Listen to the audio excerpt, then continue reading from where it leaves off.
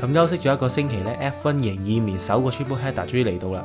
今場首先係日本站，咁上一條片就同大家分析咗練習賽嘅重點同埋排位賽預測嘅。至於呢個預測炒晒車方面咧，就唔好再提啦。排位賽嘅成績咁鬼驚喜咧，可能係因為3節嘅 practice 都受到紅旗影響，咁令到車隊真正嘅實力仍然係未知之數嘅。咁有少量嘅車隊就受到紅旗影響而導致有拖後腿嘅情況。咁今條片咧就會 summarize 翻 F1 2025年第3站日本站嘅排位賽同埋正賽分析，仲有總結嘅。咁開始呢條片之前，先同大家介紹一下 ，Hello 大家好，歡迎收睇 STB TV。咁呢個 channel 主要係會講述有關 F1 嘅資訊嘅。今條片都繼續係我 Isaac 同大家講下 F1。咁事不宜遲，馬上去片。咁首先係 Q1 咧，完全如我哋所願，兩部速度同 F2 可以媲美嘅 Sauber 雙車喺 Q1 止步，位列於 P16 同 P17。老將 Nico Hülkenberg 今年第2次可以打敗隊友新手 Gabriel Bortoleto， 喺 Head to Head 裏邊暫時以2-2打和。咁同埋 Q1 出局嘅仲有不令人意外嘅 Jack Tuhan。由於阿 Jack 咧需要喺 F1 讓出賽車俾 Alpine 3位青訓車手之一嘅日本人平川良。咁平川良呢個名咧，大家應該相對唔陌生嘅。咁佢早喺上年嘅尾站 Abu Dhabi F1 就曾經駕駛 McLaren 賽車進行測試，並喺季後咧為 Haas 進行測試，佢亦都係2屆 WEC 總冠軍嚟嘅。咁喺舊年休季期間咧就宣布加入 Alpine 出任後備車手，成功係今年首次喺家鄉日本站為 F1 賽車進行測試嘅。而將喺 FP2 因為誤以為 Turn 1係可以開住 DRS 過，失敗並且 spin 出賽道撞牆發生嚴重意外。咁呢兩個原因就令到 Jack 喺日本站測試時間大減。再加上佢對呢一部 A525 仍然缺乏信心同埋認識，所以佢就係可以 P19 出局啫。出局嘅車手亦都係我哋意料之內嘅，就係 Haas 嘅 Esteban Ocon。咁 Ocon 喺過去嘅3節練習表現都相當一般，加上 Haas 今個星期嘅賽車速度咧，似乎睇落嚟唔太快，咁最終咧就以 P18 出局嘅。咁最後一位咧就係翻到上年位置嘅車手，就係太子爺 Lance Stroll。咁過去2場太子爺喺2節排位全勝隊友 Alonso， 並且喺 Sprint Race 同埋 Race 上面大勝隊友2度得分嘅。暫時 Aston Martin 全隊嘅分數都係由佢獲得，但可惜老日本咧，佢未能夠延續好表現，喺 Q1 裏面未能夠揾到速度，並且喺最後一輪嘅 Final Lap 裏面 spin out 浪費咗一個圈嘅。咁 Q1 最驚喜就當然係剛剛俾人降班嘅 Liam Lawson。咁事關咧，佢喺過去2場駕駛住 Red Bull 一隊都可以平穩咁喺 Q1 尾位出局，最佳嘅排位成績咧係澳洲開幕戰嘅 P18。但係最估唔到咧係佢揸住細牛可以喺今年成功首次進入 Q2 嘅。咁去到 Q2 咧，最快時間再次由 McLaren 創下，做出1分23秒146嘅最快時間。而 Albon 咧就再次成為黑馬，以 P10 打入 Q3 嘅。而兩部 Mercedes 就繼續有好表現，以 P2 同埋 P7 打入 Q3， 似乎 Russell 就係上游嘅黑馬。咁原本預計今個星期苦苦掙扎嘅 Haas 咧 ，Oliver Bearman 成功以 PX 打入 Q3， 咁爸爸都為佢感到高興嘅。似乎 Haas 可能未必如我哋想象中咁差。而 Isaac Hedger 就不枉我哋咁睇好佢，佢連續第2場能夠晉身 Q3， 以 P9 進入嘅。而淘汰區咧就係似乎賽車仍需要大改善嘅 Alpine。加時咧以緊 P11 出局，但係可以見到佢已經盡咗全力啦。畢竟呢一部 A525 嘅速度的確係相當一般嘅。Sainz 咧就連續第2場喺 Q2 出局，似乎 Williams 嘅賽車仍然係差一啲，又或者 Sainz 係未完全適應呢一部 Williams 嘅賽車嘅。P13 咧就係 Alonso， 咁佢出局咧相信都係意料之內嘅。咁今年 Aston Martin 嘅 AMR 25賽車喺季初已經不被睇好㗎，而且佢哋重點喺2026年引擎大改同埋康打進軍，目標咧就係進入真標組，所以佢哋嘅出局絕對唔意外。而 Alonso 已經做到盡㗎。P14 同 P15 就係大家最關注嘅2位車手，角田裕毅同埋 Liam Lawson。Lawson 以 P14， 角田就以 P15 出局。咁可能大家會問，大牛換咗角田咧都依然係米一九樣，但係事實咧係角田受到 Q2 旁邊嘅草地再次着火而引發嘅紅旗影響，引致佢冇辦法進行圈速。咁去到最後階段咧 Yuki 遇上風速嘅問題，令到佢圈速不易晉身 Q3 嘅。至於 Lawson 都可以話係大躍進，2個星期前咧仲係全場最慢嘅，但係而家就能夠晉升 Q2， 更加係首次揸呢部 V Cup 02，可以話係收晒貨噶啦。而 Yuki 係咪廢過 Lawson 呢？咁一場排位賽就不足以證明嘅，就要睇埋正賽嘅表現先知。不過如果要問呢個問題 ，Yuki 的確係勁過 Lawson， 至少可以晉身 Q2 先啦。咁由於 Sainz 經過調查之後，賽會決定因為阻擋 Hamilton 前進，被罰退後3格起步。咁呢個位置都係非常之有趣嘅地方。咁 Hamilton 喺告知車隊因為前方係 Williams 阻擋佢前進嘅時候，話係 Albon 阻住佢嘅。咁去到最令人驚喜嘅 Q3 咧，首先係第一輪圈速，當時再次由 McLaren 嘅 Oscar 做咗最快嘅圈速，而 Verstappen 就落後 0.2 秒排喺 P2。而過去2站表現令人失望嘅 Ferrari 咧，暫時位列於 P3 同 P6， 成個 weekend 咧都係 Leclerc 快過 Hamilton 嘅。P4 咧就係今季嘅黑馬 Russell，P5 係犯錯令到第日得 P5 嘅 Lando，P7 係 Isaac Hedger，P8 就係唔知邊度嚟嘅速度嘅 Oliver Bearman， P9 係夏洛克馬 Albon， 最後 P10 就係同樣有小失誤嘅 Kimi。咁當大家都以為 McLaren 肯定排頭位嘅時候呢，驚喜就喺呢個時候降臨啦。咁喺 Q3 嘅尾段，先有兩部 Ferrari 冇辦法改善自己嘅圈速 ，Lando 就成功暫居頭位，令到原本喺 P3 嘅 Leclerc 下跌一名去到 P4。而隨住後面嘅車手不斷改善圈速呢，令到 Hamilton 嘅平次不斷下跌去到 P8。Russell 咧就同樣冇辦法改善時間，位列於 P5。隊友 Kimi Antonelli 喺 P10 改善時間到 P6， 輸俾隊友足足 0.3 秒。Hedger 就能夠延續中國站嘅表現，再次獲得 P7， 而且仲要排偶像 Hamilton 嘅前邊。Albon 就係 P9， Bottas P10 嘅。咁最後就係成個禮拜最驚喜嘅事情 ，Verstappen 喺最後一輪嘅排位圈，憑住3個 set 頭做出個人最快，成功驚喜地暫時登上頭位嘅。咁最後階段 Oscar 喺 Sector 1已經黃咗啦，但係 Sector 2同 Sector 3嘅路段做出全場最快時間，但依然無法彌補 Sector 1損失嘅時間，最後就係可以獲得 P3 位於隊友 Lando 後邊。咁最後 Verstappen 就成功獲得2024年奧地利站之後嘅首個正式頭位。咁呢個之所以講係正式頭位咧，係因為比利時嘅佛格同埋卡塔爾因為阻擋羅素被罰一，令到佢正賽咧就唔係頭位起步嘅。咁呢次都可以話係送別康達嘅最佳禮物啦。至於 Verstappen 能唔能夠喺一日之後贏車呢？ It's like so away we go。 一起步 Verstappen 就起步非常靚仔，兩部 McLaren 喺呢度並冇辦法解決 mess 嘅，而後邊嘅賽車名次亦都冇咩大變動。Turn 1唯一嘅爬頭就係用紅胎起步嘅 Jet 2同 Stroll 成功超越今場表現低迷 Sauber 嘅 Gabriel Bortoleto。咁喺頭5圈呢 Verstappen 不斷投訴 RB21 嘅賽車 upshift 有問題，非常之難去 upshift， 但係似乎最後 Red Bull 嘅幕後團隊成功解決到呢個問題。到佢之後就係 Top 10第一個爬頭 P8 嘅 Hamilton 追住視佢為偶像嘅 Isaac Hedger。咁由於 Hedger 呢一圈似乎有啲失誤，輸咗 0.4 秒俾 Hamilton， 令到 Hamilton 喺下一圈可以喺 Turn 1輕鬆解決 Hedger 上到 P7。咁個 lap line 呢 Lando Norris 嘅工程師 Will Joseph 就話俾 Lando 聽 Lap 20會有 Class 1嘅細雨，但係雨只會持續一圈，你唔影響佢哋嘅換胎計劃嘅。一圈之後去到 Lap 10 Stroll 就攞住紅胎入站換胎，成為全場第一位車手入站嘅，嘗試進行 undercut。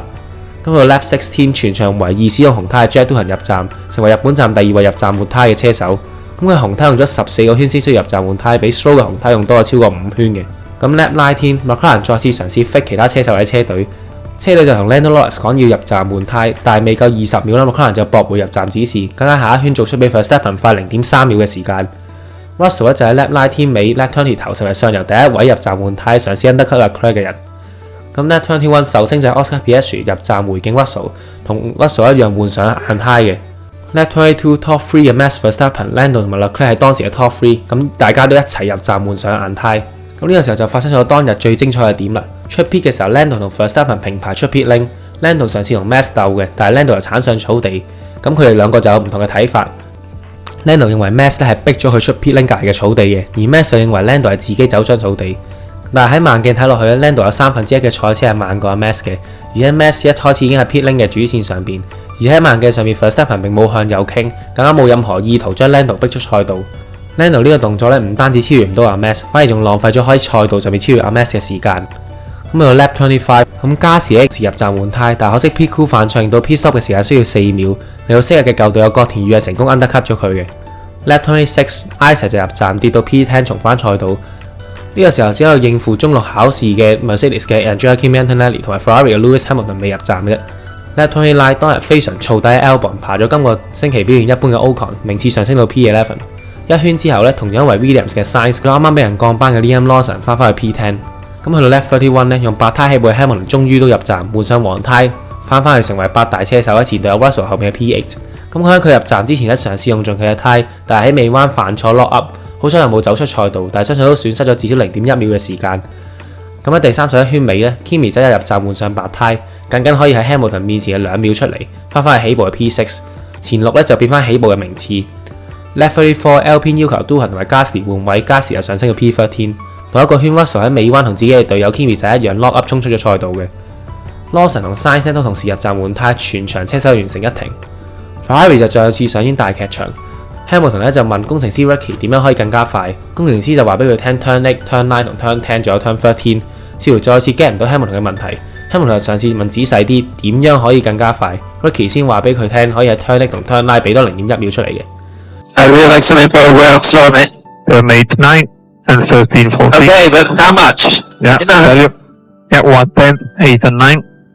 Lap 40 Verstappen 喺 radio 裏面表示賽車嘅 front wing 係有問題嘅，受星仔 Piastri 咧再次成功追到 Lando 1秒以內。Lap 43 McLaren 發生內鬥，形勢咧就似乎係咁嘅。Oscar 有 pace 追 Lando， 認為自己有能力追 Max 嘅冠軍。Lando 就已經冇辦法再快追阿 Max 啦，而可以見到咧 Oscar 就不斷咁 push 緊 Lando， 令到 Lando 就係落後 Max 1.1秒。McLaren 到呢刻咧仲未有任何指示嘅。Lap 45 Lando 就成功拋開同 Oscar 嘅距離 ，Oscar 跌出 DRS 範圍。咁喺 Loris 同埋工程師 Will 嘅對話裏面可以聽到咧 ，Will 就話俾 Lando 聽 Turn 11可以唔叉電，直接爆電甩開 Oscar 嘅。一圈之後形勢大變 ，Oscar 被甩開1秒有多，變成 Max 同埋 Lando 嘅對決。但係去到第48圈，形勢再次翻返嚟 ，McLaren 嘅內鬥又再次回歸 ，Oscar 追到 Lando 只有0.3秒，但仍然唔可以爬頭。咁去到距離格仔旗嘅最後3圈 ，Lando 又再次甩開 Oscar。咁從圈速睇呢 Lando 就喺 Sector 2同 Sector 3贏晒嘅，令到 Oscar 有得睇冇得食。咁呢一刻似乎 Top 3嘅大局已定。同一時間 Mercedes 嘅新手 Kimi Antonelli 再次做出 fastest lap， 追到距離 Russell 就係得 1.5 秒啫。咁去到最後一圈嘅最後一隻彎 ，P15 嘅 Jack Doohan、Nico Hülkenberg、Liam Lawson 同 Ocon 到隊尾嘅 Bortoleto 5位車手就係互相就係相差3秒內一同衝線嘅。咁雖然兩部 McLaren 步步進逼啦，但係依然都未夠近。Verstappen 最後憑住平穩淡定嘅表現攞到2025年 F1 日本站嘅勝利，延續喺日本4連霸嘅紀錄，亦都係繼2024年 Imola 之後首個 Pole to Win， 繼2024年卡塔爾站之後首個勝利嘅。咁喺賽前有邊個會估到阿 Max 贏呢？當大家都以為再次係 McLaren 壟斷嘅時候呢 Max 就唔聲咁爆出嚟。最後嘅 result 咧，首先係上游 Verstappen 攞咗2025年9位嘅勝利，兩部 McLaren 分別係 Lando P2 同埋 Oscar P3。緊緊嘅第4咧就係 Leclerc 攞咗，順帶一提 Leclerc 個緊頸射係今年最佳嘅成績。至於 P5 同 P6 咧就係兩部 Mercedes 攞 ，Russell 繼續完勝隊友 Kimi 仔 P5， 而 Kimi 就 P6 嘅。P7 就由今場表現失望嘅 Hamilton 攞咗，咁好彩今個星期 Ferrari 嘅策略組就冇出事，都可以叫做保持到呢個 P7 嘅名次。PX 咧就係由鹹迷嘅 Isaac Hadjar 攞，成功獲得 F1 職業生涯嘅首個 PX， 第一次攞分就即刻攞4分，為 Racing Bulls 創下今季最佳成績。P9 就係今場非常燥底，繼續係黑馬嘅 Albon， 而 P10 咧就係今季首次進入 Q3， 連續2場得分嘅 Oliver Bearman。P11 就係今季仍然未能得分嘅新秀 Alonso。P12 就係 Home Hero 角田裕毅，而 Red Bull 喺比賽前咧就表示 Yuki 嘅賽車 setting 會比阿 Max 慢，但係呢個 setting 會令到賽車更加易操控，幫助 Yuki 適應呢部 RB21。而 P13 咧就係 Gasly。14 係今個禮拜苦苦掙扎嘅 Sainz。P15 係星期5喺 Turn 1大炒車嘅 Doohan。P16 係擁有 F2 速度賽車 Sauber 嘅 Nico Hülkenberg， 佢哋都已經可以話係揸突晒呢一部 C45 啦。呢部車可以話係行路打對盾。而 P17 咧就啱啱俾人降班嘅 Liam Lawson， 但係基於車隊嘅策略問題令佢得 P17 完賽。咁唔可以唔講呢，今場比賽的確比過去2站喺 Red Bull 嘅表現舒服好多嘅。P18 就係今站唔被睇好嘅 Ocon。P19 係 Bortoleto。最後 P20 就係全場基本上完全冇咗影嘅太子嘅 Lance Stroll。咁總括而言呢，今場車輪精彩確實就唔太精彩，基本上唯一嘅看點就係 McLaren 2打1 Max， 當然仲有 Lando 同埋 Max 嘅 Pit Lane 事件啦。咁其他就真係冇乜特別，甚至前7嘅位置同排位嘅名次完全一樣嘅，連下游真正嘅埋西肉搏場面都唔太多。但係 anyways， 今場 F1 2025嘅第3站日本06舉行嘅日本大獎賽就完結咗啦。咁大家又覺得今場係悶定係好精彩呢？留言話俾我哋聽啦。暫時喺車手排行榜裏面最緊湊嘅就係 Top 2 Verstappen 就係落後 Lando 1分，而兩個 Ferrari 咧終於都有一場正常嘅比賽俾我哋睇啦。暫時咧就位列於車手排行榜 P6 同埋 P8， 車隊總成績上面 Top 4暫時冇變動，不過 McLaren 進一步拉開同 Mercedes 嘅距離，而 Sauber 慢慢已經接近翻上年嘅位置 P9，Alpine 就繼續捧蛋 ，Racing Bulls 就憑住今場嘅 PX 上升到 P7，Williams 就緊守 P5 嘅。而幾日後呢 F1 就會翻返去中東賽區，2個月前嘅季前測試賽道巴林。咁預知呢各支車隊應該都會逐漸推出各種嘅更新嘅，到時會有邊隊冒起呢？ McLaren 究竟可唔可以繼續延續優勢 ？Verstappen 係咪已經重返真晒嘅冠軍之路呢？咁即管繼續睇落去。咁嗰條片就嚟到呢度，如果覺得呢條片嘅內容可以不妨 like、share 同埋訂閱支持香港賽車頻道，仲有記得 follow 我哋嘅 IG 同埋 Flash 發出更加多嘅 F1 資訊。咁我哋下條片再見啦。